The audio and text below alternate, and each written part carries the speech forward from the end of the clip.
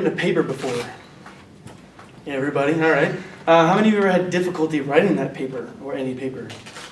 Should be everybody, or if not, you're lying. So basically, one of the most difficult parts about writing an effective paper is the thesis statement. So when I used to work at the Writing Center down at the West Campus, and while I was there, I kind of developed a really quick and easy system for writing really fast and effective thesis for your papers. And I called it the double tap thesis.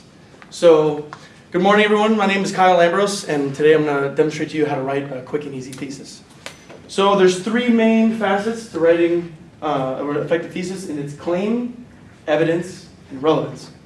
So in order, a good thesis is going to make writing easier, it's going to instantly provide organization and direction for your paper, and it's going to make your professors happy.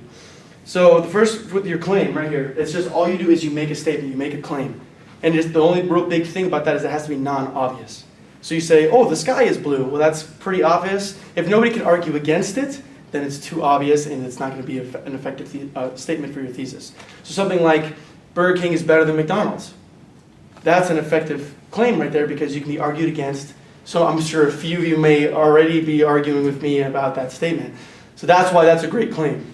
And also, it does not matter at all what your thesis or what your main claim is, as long as you can back it up.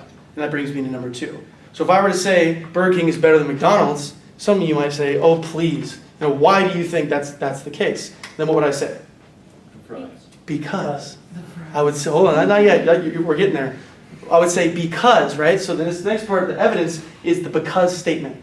So I like Burger King better than, or Burger King is better than McDonald's because of the better fries, maybe like better service and a better, let's say, signature burger, like the Whopper's better than the Big Mac.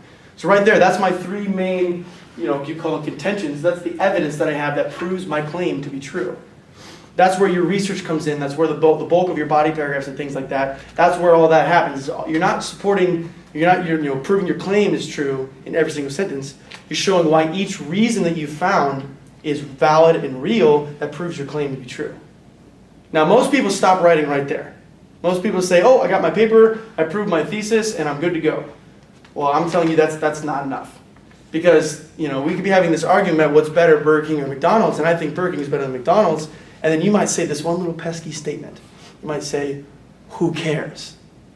And if you say that, if your professor says that, if whoever you're arguing with says that, all of a sudden, all the research in the world, all the evidence in the world, the greatest claim in the world doesn't matter anymore because they don't care to listen in the first place. So you may as well not even write the paper at all. So that comes to our third point, which is relevance. You have to make it relevant. What are the real world ramifications that if your thesis is true, mean for the world?